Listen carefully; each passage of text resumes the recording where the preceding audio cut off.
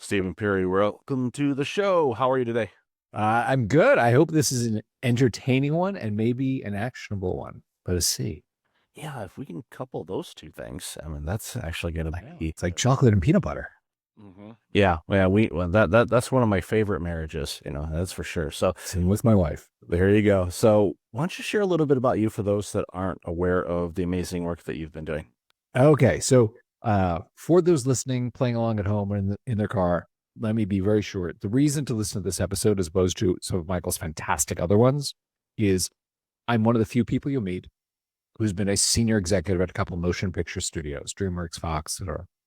I've also raised over 20 million in venture, run 3 startups, 1 successful exit, 2 failures. You work with a lot of high performers, both in technical and creative fields. A lot of what I do now is share some of those techniques that are used for sustainable high performance, whether you are a leader and you want to create that in your team, or whether you are the individual contributor and you want to do it for you. Got a very dynamic backstory and obviously worked with some of the people that most people will know if you mention them by name. And this show, I support and celebrate, celebrate the accolades of everybody involved because one of the things that I do, maybe I'm one of these weirdos, but Not labeling, but yeah, no, I know. I pay attention to the end movie credits, and not because here comes the here. Well, I took an intro to film class at Oakland Community College in Michigan many moons back ago. when they were inventing the cinema, right? Yeah, and the first movie we saw was 2001. I mean, the professor, Wow. the prof, lights went off, the VCR tape went into the player, and Oh, yeah. Now you're dating yourself. I You know. watched home movies of the dinosaurs. Got it. This is Exactly. cool. So he didn't even introduce himself. Literally, class start, lights goes off. He puts it in the beginning of 2001, and then we started talking about all kinds of different things. From the best boy to key grip, all these things. And what it did is it gave me an appreciation of the countless hands that it takes to make a show, a film, you name it. There's so many moving parts to it. It's not just like, oh, we're going to make a movie.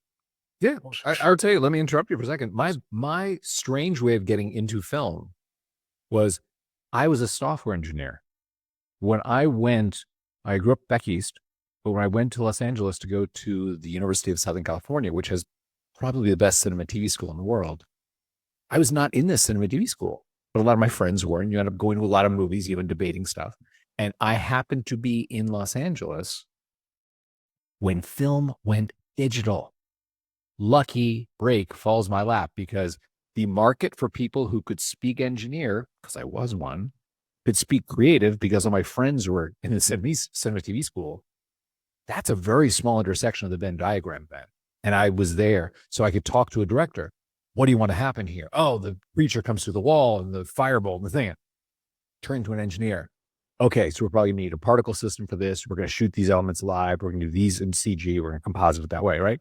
So that was very valuable. So I ended up coming into film through digital visual effects. Produced about 14, worked on about 14 movies and a digital effects capacity, including I produced the digital effects for Independence Day, for which we won the Academy Award for the visual effects, which, let's be honest, helps everyone's career that, was involved in the visual effects for that movie. And that was how I started my first company. Is Roland Emmerich and Dean Devlin, the director, producer, writer of Independence Day, and I got along really well. And by the end of that movie, we decided to form a company together to do digital effects. So raising the 15 million for that company was not the hardest thing in the world, given we had an Oscar for the movie we just did. Right. I'm just saying. So that was my first startup, if you will. We grew that to about 82 people. And we got an offer 4 years later from Das Werk, a big German media conglomerate, kind of like Liberty Media or something in Germany, to buy us out. And it was a 6x return, put money in my pocket. I was 28 years old, with an exit, with cash in the bank. And, as one thinks in their 20s that you're smarter than you are and better looking than you are and funnier than you are. In reality, I was really lucky, let's be honest. But it was a great exposure to how to start a company, raise money, grow it, and sell it in my 20s. That's, and nothing against university education. I'm a big advocate for it. But, that type of experience you get is, real life, nuanced, dealing international to boot. It's not just like, okay, yeah, we're dealing with somebody, up in Universal Studios, or we're going, maybe Anaheim or something to talk with people. No, this is, you're dealing with a foreign country and different negotiation, different demands. Mhm. Um, thankfully, currency converts, and that helped you be able to do all of that. And That was my entree into becoming a studio executive, because in doing those movies, because I did Braveheart and Immortal Beloved with Mel. I worked on the DreamWorks stuff with Steven. I did True Lies with Jim Cameron, like with Woody Allen, Jim Jarmusch on Dead Man, like Carlito's Way with De Palma, like a ton of these movies.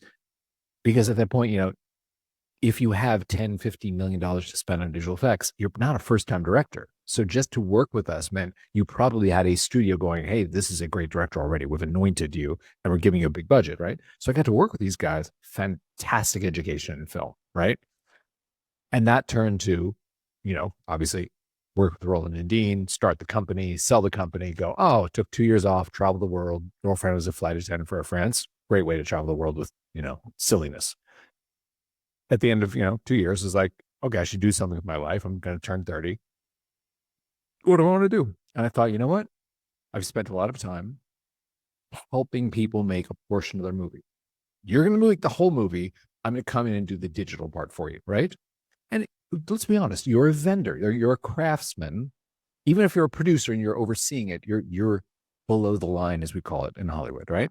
And above the line is the producer, the director, the writer, the star, right?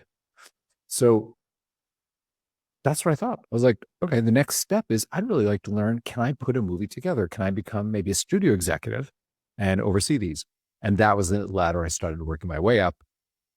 That's, how I ended up executive vice president at DreamWorks for Crispin Orsi. This is the era of Transformers 1 and 2, Eagle Eye, Fringe, all that stuff. Alex Kurtzman, Bob Orsi, the guys who previously, before I'd worked with them, they had written The Island and Mission Impossible 3 and the Zorro sequel and, a bunch of stuff. Really, really talented and wonderful guys. And then that led to going to 20th Century Fox, where I was a vice president there, overseeing like the Die Hard franchise, Wolverine franchise, a bunch of, basically, you can tell, all big summer action movies. That's kind of like what I found fun. I'm not a small indie drama guy. And that was, yeah. So that was sort of the progression through there. Back to you. yeah, it's just one of those put yourself in the arena and see what happens kind of thing. Oh my Yeah. God, yes. Yeah. The theory will only take you so far. You got to be in there, make your mistakes, apologize, and learn. Yeah. And, you like you said, you went out to USC and, like, all right, well, I'm hanging out with my buds, and look what it did. I mean, not just for your career, but for us, the consumer. And you rattled off the names of those amazing films, just all of them, and all I'm of very lucky. Let's not kid ourselves. I'm living a lucky life. Oh, of course, but you know what? Luck, it helps if you have talent, and you do, and you were surrounded by people that were also, really dedicated to their craft, and True. and I think that's, one of the, kind of the lessons, no matter what sector you're in, whether if it's in content creation or construction or finance or whatever, is get really, really good at what you do. Make it like and just a Yes. desire. You have to have passion for it. And I'll add to that. If you want to keep doing it, you have to find a way to make it sustainable. Because I'll tell you this, if you'd asked me when I was 25, 28, oh, of your peers, who are going to be the superstars? Who are going to be the writers that are making $2 million a year in 10 years? Is that right? $2 million a script. Mm-hmm. I would have guessed wrong. I would have guessed the ones that had maybe the most talent or had the best spec screenplay or something like that. And then 10 years later, if you'd asked me, I would say, no, it's these ones who continually learn how to build their craftsmanship in a sustainable way. So now they can still crank out 2 scripts each year, each one better than the last, which were better than the last, which were better than the last. And now they're at the 1.5, 2 million script, right? Where some of the early ones, didn't either burned out. They had thin skin, like they would get a rejection. It was just like, oh, okay, I'm bad. I'm a bad writer. I'm a bad filmmaker, and leave. Right. And the ones that stuck with it, there are some things. There's some tips and little tricks and techniques that they used, and they're the guys. And I mean this largely guys because with action movies, they're written mainly by guys. There are only a couple of women that are at that $1 million script level. Like Lita and a couple of people. So I'll give you a couple examples of simple things that I saw. Fair? Okay. Of course. Because I know people playing along at home are like, give me something. Right. What can I use here? Right. One thing was interesting, which is the relationship I saw that some of the top writers had between mental place and physical place. And it helped their brain to fall into the mode they needed to be into by where they were. And I saw this first with Roland and Dean, where they wrote their screenplays at this beautiful white marble villa in the hills of Puerto Vallarta. They would go down, it's like a vacation rental. They would rent it and go down there and write for a month or two. When they had to go write this next thing, Roland turned to his assistant, Joey, rent the villa. She came back and she's like, it's actually rented this month. I mean, it's like an Airbnb before Airbnb, like someone else had. It was so important to them. Roland called his entertainment attorney, this guy, John Deemer, is a fantastic attorney. John, buy the villa. By Monday, Roland owned a $5 million villa in Puerto Vallarta. Where those renters went, I'm sure they're paid nicely to go somewhere else. They went down there. 5-6 weeks later, came back with the script. It became the third highest grossing movie in the history of film. Right. And when I asked Dean about this, I was like, hey, I'm this little, 22-year-old kid or whatever. I was like, walk me through that, like buying a $5 million villa to write a script. Like, how does it work? And he goes, listen, there's a room down there where the light comes in the morning over the pool. And in that room, Roland and I, we don't think about cast availabilities or studio budgets or notes we're going to get. We just write the movie that we would want to see. And I was like, oh, okay. I get why that's worth it for you, And it doesn't have to be a $5 million villa. With Alex and Bob at DreamWorks. The DreamWorks, our offices are in the little Amblin compound on the Universal Studios lot in Hollywood, right? The beautiful little Steven Spielberg, Adobe Southwestern lot. And right across the street from Universal Studios is the Universal Hilton, which I'm just going to be blunt. It is not a luxury property. It is where you go with your kids the night before you go on the rides because it's close to Universal Studios, right? Okay. When they were under the crunch, like, oh, we have to turn in Transformers 2 in 2 weeks, they would have their assistant rent a room there. And I was like, they're pulling down 1.5 to a script. They could go to Bali. They could go anywhere, right? Why there? And I realized they met when they were students. And I think for them, that evoked dorm room with Kurtzman on the edge of the bed on his MacBook and Bob at the desk. And it brought them back to, we're these scrappy writers who have to prove ourselves in this Hollywood world. We're going to bang this thing out. And they would get it done. But that was their mental way of going, okay, get us in this room. This gets us mentally placed. We're going to go finish Transformers 2 or finish, Star Trek 11 or, whatever it was that we were working on at the time. Free trick. Don't need anything, but just a dedication to go, in my home, I work remotely, in my office, whatever. I'm going to do this kind of work here and watch as you do that repeatedly. You enter that space, your brain kind of goes, oh, right, this is where I code. Oh, right, this is where I write my blog. Oh, this is where that sort of thing. Back to you in the studio. Yeah, I remember when I first started working remotely. This was back in 2007. I was I was starting actually worked remotely before that, back in 2003. Before it was cool. I mean, there was no Zoom or Teams or anything like that, but somehow we made it work. I think we used WebEx for calls, but anyway. So amazing. Yeah, so 2007, starting up at this healthcare organization, we didn't have our clinic built yet. So I'm like, all right, well, I got to do work. So what we did, and this was a mind trick for me because it had been a while since I had worked remotely. I'm like, okay, I have to get into the zone of working because I am home. We've seen this with the pandemic and people working remotely and in sweatpants all the time and on their couch. And I'm not judging anybody, but that's You're not judging anyone on this podcast. Okay, good. Yeah, not anybody on this podcast. Yeah. So, but for me, what I ended up doing is one, dressed like I was going into the office. I made sure Yeah. I wore work clothes. Secondly, it was even a situation where the room that I used, I set it up where I only use that room Boom. for that. Great move. See that? You don't need me, Michael. Yeah. And then third, it was a home, so we had a front door and a back door. So I did the reverse. I'm like, okay, I'm going to work, go out the door, come in the other way, go into the stairs. When I leave, reverse it and go back and, get into more Dude, comfy clothes. This was something that I did for, that. it's what I needed to do. It was very similar to the example you said about, okay, we're going to, go, rent a villa, or we're going to go stay at the Hilton at, $79 a night or whatever. Going to laugh. I wrote a blog post for our blog called Commute to Your Home Office. And it's about exactly what you're talking about, going, you know what? Shower, get dressed like you're going to go out, come back in. Your mind's in a place like it traveled from one area to another, even though you're still on your property. I'm so with you. Yeah, and the reason why I did that was because I knew that eventually I would be going to the clinic. I would have my own office, and I didn't want to have this abrupt punch in the face of, oh, I got to get up and go. And the only difference was I didn't get in my car to drive to there because it was just in there, but I didn't do that. But for me, it prepped. So when the office was ready and the clinic was built, about 2 days before it desperately had to, because our lead physician, his lease was ending in another clinic and he had no place to practice. So yeah, that was some long days. There you go. But, Okay. but we Absolutely, though.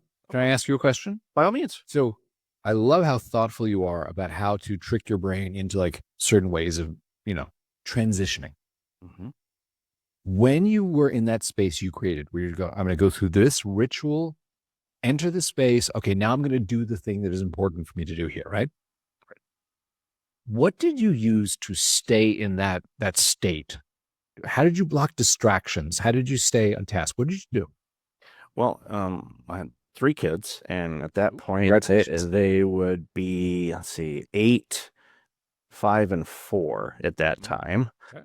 So, and this was summertime, so they were home. The youngest wasn't in school yet, but the other two had started school, but it was still home. So for me, it was okay, I'm not going to be the mean dad and say, don't bug me and close the door. I didn't want to do that. I was like, I want to be available to them because they grow up quick. And I thankfully recognize that from the early stage. But for me, it was if they did come in, and I was right in the middle of something or on a call, then I would close the door. Otherwise, I'd have the door open and say, okay, what can I help you with? And I would pause and say, okay, it's just gonna, good stretch break, get up, walk around. Okay, return back to it. Not get upset about it, but again, remind myself, okay, what am I doing? Where am I at? And usually for me, and it was, kind of led to my, my personal burnout journey and all that kind of stuff. I worked longer than I should have. I should have had the 5 o'clock yabba dabba do kind of thing, but there were times. Kind of remind me of Fred, but go on. Yeah, exactly. Well, Fred had hair, but you know, Okay, but it's yeah, fine. yeah. Well, it was drawn on. It was a different time. It looked different depending on what episode you watch. Because they like, oh, they had somebody drawing different that episode. Okay, I see what they did there. Okay, You had discerning eye as a 5-year-old. yeah, very, very much so. But ultimately, it was just a case of, all right, be where you are and work on what you're supposed to do. And by doing that, it helps me more or less to have boundaries around when I work and when I don't. And as an entrepreneur, and this is a challenge we see a lot of entrepreneurs struggle with, is we're so creative, we want to do it, we don't know when to stop. That's kind of like, we go to the great restaurant and they've got all kinds of different hors d'oeuvres and you're just crushing them all. And Do you know what the French word, buffet? Mhm. You go to a buffet. Do you know what that comes from? It comes from the French word to stuff your face, buffet. It literally just means like you just keep consuming everything you can because it's good. Yeah. Yep, I believe it. that's happened to me many times. You're so thoughtful about this. Let me ask you this. Mhm. I talk a lot about flow states. I created an app to help people get into a flow state. Have you experienced that? Have you ever been in flow where you're like, wow, man, the world fell away. It did great work quickly. Oh yeah, happens to me. How do you get into it? What do you use to drop into that state? For me, it's just planning out my days to start going, okay, what am I going to work on today? And sometimes there's that gravitational pull, that shiny object, or, oh, I want to do this, or those things. And I'm going to say 10 times out of 10, which is probably not correct, but I'm going to say it anyway. Those things we procrastinate about and the things we're like, I don't want to do that. And then we drag it on forever. Yep. And finally go, you know what? Screw it. I'm doing it. I'm not doing anything else till I get it done. And it wasn't that bad, right? You get it done in 12 minutes. And all of a sudden, for the next hour, you're beating yourself up for being, so procrastinating. And you're like, Completely agree with you. yeah, it's so funny. Have you looked deeply at why you procrastinate? And I'll share with you why I do, which I'm happy to be vulnerable. But do you want to go first? Yeah, for me, I think there's a lot of reasons. One, it could be potentially past traumas, or it could be a self-doubt. I'm not good at this, or, oh, I got to reconfigure this because my CRM's not connecting with the email. Yeah, yeah. And you're like, the little nuanced stuff. It's like, I don't want to do that. It's like, I got to jump on support call and have them reconfigure it for me. And I'm like, I don't want to do it. But again, but again, The face you make. I hope people see this on video. yeah, it's genuine. It's like, like, I don't want to go. But again, it's for me. I have a conversation with myself and say, look, okay, you don't want to do this. You're calling support to help you do it. They can probably do it if you share your screen, and they can configure it for you in 2 or 3 minutes. Number one, you get done what you want. Number two, they're doing something that they are good at and they like doing. Let them. Yeah. And don't try to do it all on your own. And I think that's something a lot of entrepreneurs, especially if they're in the early days and they're a solopreneur, they just want to take on everything and do everything, and they're not good at everything. It's just not. This is so true. So I want to pick up on the procrastination thing, because this is something that is if you're a leader and you want to help your team create conditions to have less procrastination, which is loss of productivity, or it's just you and you're like, hey man, I do this. I'll share with you. I found when I dug down, there are 2 reasons I procrastinate. And I'll tell you, the pain of procrastination, we all feel at the end of the day when it's like you didn't get everything done, right? So you can procrastinate from 9 to 9:15 and 9:15, 9:30, and you don't feel the pain yet. It's later when it's like, right? So I realized it was 2 things, one or the other. I would look at my task list and it had a bunch of things on it, 15 things, and they all needed to be done. But it was paralyzing looking at that many things. It would lead me to sometimes like think about multitasking and jumping around and chipping away at a bunch of things. And it was just like, overwhelming, right? Or there was a task on that list that was not a task. It was like a goal. It was like, I could not do this in 30 minutes. I couldn't do this in 5 hours. It was like, write the book, do the thing. And it's just like, that needs to be broken down into simple pieces where I go, oh yeah, I could totally knock that out. When I was honest with myself about this, I talked to people in the Sukha community, our community. I was like, does anyone else experience this? Overwhelming, like show of little emoji hands, right? I'm going to say the simplest thing we did. We have obviously the ability to put your tasks in, right? It's a flow state app, but it says, what are you working on? So it keeps you on task. As soon as you hit play, you may have 15 things on your task list. We hide everything but the top 3. So when you look up, you just go, oh yeah, I have to update that blog post. Oh, I got to post. I got to return that email. Yeah, I can totally do that. And here's the weird data behind it. Once we did this, members became 77% more likely to finish all 3 than when they could see the whole list. And it's the same people. It's the same kind of tasks. Same, like, it was just that thing of like, oh yeah, I can knock that out real quick. And yeah, before that Zoom with Michael, that was a big one. Or there's something that's really big. We have, Smart Assistant in there that if it sees that, it spots that for you, it goes, Michael, like this feels like a goal. Can I break it down? Here's how I would break it down to like 30-minute tasks. And you can granularly like approve each one, go like, oh yeah, these are right. Or if you're like, oh, actually, that's perfect. Click a button at the bottom and it just makes tasks for you. It goes, I'm going to replace that goal with these tasks so you can actually bang these out. Simple ways to just get through it. It's the exact same thing with screenwriting, where it's like, write the screenplay. Oh my God, I'm overwhelmed. Hey man, what if we just do the character Bible today? Just like work out like, what's Michael in this for? And what's his flaw? What's he's wrestling with? So how do we create a great villain that'll be able to exploit his thing that he's wrestling with? You know what I mean? Like, and you're like, oh, dude, we could totally do that before lunch. That'd be fun. As opposed to write the screenplay. Oh, Yeah, you just put the things together, and as you're writing them, Right? you're building the story as you're building the story. You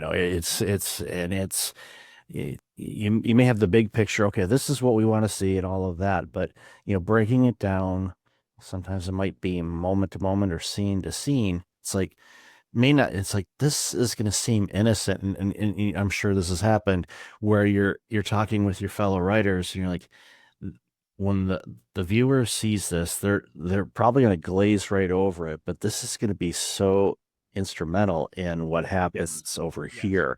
And that's the dynamics of great storytelling is like you kind of All the little, it's just like that Porsche mechanic that puts his hand on the hood and he can tell you exactly what's going on with the engine because he's just done it so many times, Yep. It's like, yep. Now you said something very cool, which is, how to get into flow state. You are there. What percentage of your audience do you think has been in a flow state or even knows like deeply what it is? All of them, none of them? What would you say? I'm going to lean I'm going to use an old Chuck Daly, the former coach of the Pistons, quote. There's a game, the Pistons beat, I think it was the Blazers. This was a regular season game. They beat them like 35 points or something like that. And at the end of the game, they're interviewing Chuck, and he's like, "We missed this, we missed that." And finally, the reporter goes, "Chuck, you were up by like 50 at halftime and you won by 35. Why are you so pessimistic?" He says, "A pessimist is an optimist with experience." And Okay, fair yeah. enough. It was like, okay, yeah, he was a curmudgeon. Very successful, but a curmudgeon. But So you're my curmudgeon? Is that where you're going with this? there you go. I'm leaning towards not very many. And I think a lot of it is just because there are so many, they're allowing so many external things in this world to impact what they're doing. Okay. Would it be helpful on this pod? Because I know you were very clear about like, how do we make this actionable and insightful, right? Would it be helpful if for 30 seconds we set the table and said, here's kind of what a flow state is, and here a lot of the research on how you get into it, or you create the conditions for your team to be in it? Is that fair? Yeah, please do that. Yeah, Okay. I think that'll So be here's the deal. For those listening at home, Hungarian American psychologist, this dude, Mihai Csikszentmihalyi, he had a thesis. He said, if you talk to high performers in various disciplines, athletes, artists, scientists, inventors, you talk to them about the concentrated states that they go into to do the thing that makes them famous, the thing we know them for, right? They talk about those states in very similar ways. He's like, what's up with that? So like Prometheus, he wanted to go up, to Mount Olympus, steal fire, bring it down to the rest of us, goes, hey guys, here's how fire works, right? And so he did all the research, interviewed all these people, right? At the end of it, he wrote a book called Flow. It is the seminal work on this. It is from whence we get the term flow state. And he said the greatest thing. He goes, I chose this word because it was the most beautiful metaphor for what I found, which is we are all on the river paddling to move ourselves forward. But if you align your boat with the current, it carries you, it magnifies your efforts, and you go further and faster. And that is what these high performers have figured out how to do and how to do it repeatedly. So he wrote a great book going like, here's what it feels like. You lose track of time. You're not staring at the clock. When you're done, you don't know if half an hour went by or 2 hours. Distractions fall away. You don't have the urge to pick up your phone and check your Insta, TikTok, email, Slack, whatever, right? He's like, you do great work and you do it in a more compressed amount of time. And at the end, and this is important for sustainability, at the end, you feel uplifted. You can even feel joy as opposed to depletion. Oh God, I gotta do it. Take it. It's like, you're like, I'm killing it. You walk off the court, you're like, bring the next game on. I'm ready for this, right? And he was very honest. He said, a lot of the people I spoke to, they have their own names. They don't call it flow. Like the Michael Jordan, I know you might be a Pistons fan, but like, that Michael Jordan quote about when I'm in the zone, it's me and the ball. That's his word for being in flow. He's like, everything falls away. It's not about the spectators anymore. It's not about the scoreboard. If I control this ball, we will win. And, he talks about Picasso and Einstein, and like all these people who say, here's kind of the state where I came up with relativity. Here's kind of the, and that is actually applicable. And it's an attainable state. And happily, we live in a world where he wrote the book a bunch of smart people said, ooh, let me dig down and do research on parts of it. And people have carved out like music. How does the neuroscience of music on flow states work, right? And you have, Cal Newport writing about deep work versus shallow. We got Stephen Kotler in the Flow Research Collective. We got Near talking about distractions. And that is what I found so fascinating. I don't work in film anymore. I literally just built a website to pull together the pieces you need so you can be in flow, because it's kind of a magical experience. And I experienced this is the end of my little ramble, but I experienced my first flow state, never having read what a flow state was. I didn't know. I was flying. I live in Austin. I was flying from here to SF. And the next morning, I was going to meet with my team. And I had an idea for a feature I wanted to kind of mock up, like, guys, what if we build this? Sort of get some enthusiasm for it. I'm not great in Figma, but I could do it on the flight, right? Get on. Alaska runs that nonstop. Captain's like, hey, kids, Wi-Fi's out. Sorry. See you in SF, We take off. Maybe 15, 20 minutes later, we're descending. And I'm like, oh, we're in DFW. Like something bad happened. They don't want to tell us in the air. We're going to land. And we're like, oh, the engine fell off. I look down. 2 hours and 40 minutes have gone by since I looked at the clock. I had no idea if the drink cart came by. I didn't know the name of the guy in the seat next to me. I knew nothing, but my designs were done and I liked them. And it was shocking because I don't know if you've ever been in this position. In my mind, I'd kind of accepted, I'll get to the hotel, grab a sandwich in the lobby, go up to the room, try and finish all of the designs for the morning, do that thing. In reality, I was like, I called a buddy of mine from the Uber. I was like, hey, man, I have a free night in SF. You want to have dinner? And that was really nice to feel in control of my day as opposed to behind the 8 ball. And that's why I'm so passionate about this is like, if you can do that for yourself or create those conditions for your team, it's super cool. Yeah, you create this for yourself and your team. Your team's going to be able to navigate whatever this world throws at us. And this is really seminal work that you're doing. So, and I've loved this conversation. Probably talked to you for about 10 days straight on this, but where can people find out more about this important work? Obviously, they can go on IMDb and find out all the stuff you work. Yeah, they can So yeah, all that good stuff. But I think your greatest work is ahead of you. And I'm not. You're saying that. Thank you. Everyone wants to talk to me about Die Hard. They're like, it's a Christmas movie. It's a Christmas movie. There's my comment on Die Hard. Okay.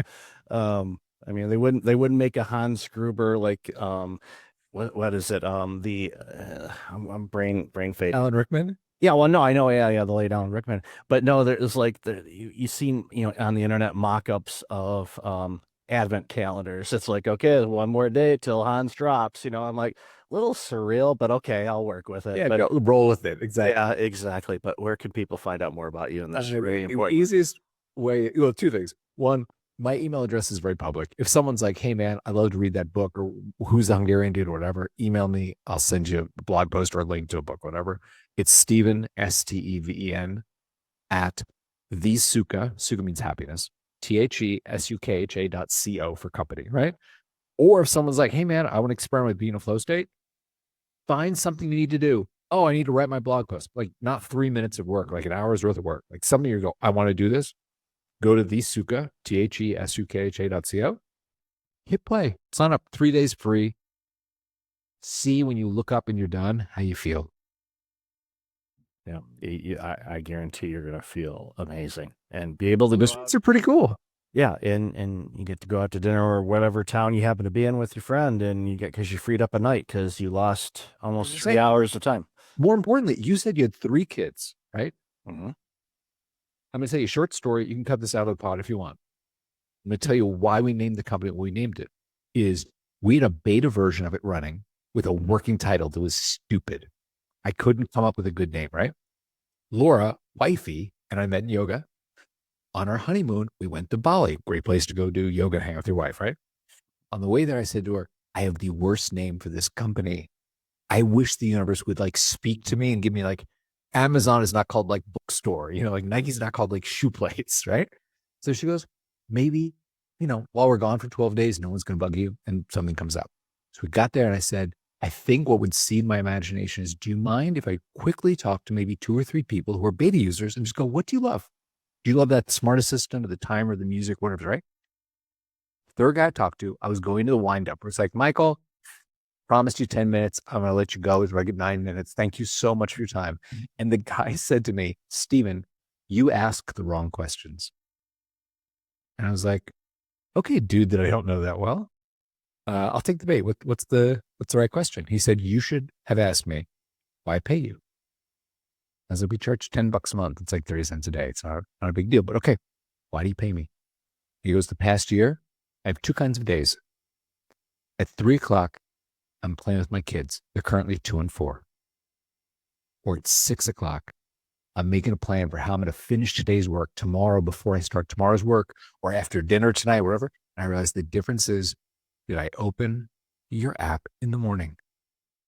So I pay you because my kids are not going to be 2 and 4 forever.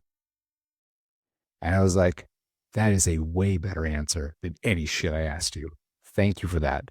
I talked to Laura at dinner that night, and she's the one who said to me, you know, we do yoga all the time and you hear all the prana and the karma and the dharma, all these like Sanskrit words. She's like, that dude, you wanted the universe to speak to you? It spoke to you through that dude. That is Sukha. That feeling when you're in control of your life, you're in your lane, doing the thing you're meant to do, and you're good at it. You can do it with ease. She's like, that's what you should call your company. And that's why I call it the Sukha Company. Beautiful. Because of his 2 kids. Yeah, beautiful. Well, that's inspirational and also educational and informative for people to kind of dig in and look for their own Sukha, whatever it happens. Thank you for having me. Thank you, Steven. I've enjoyed the heck out of this. Really appreciate your time today. Thanks so much. Okay, bye everyone.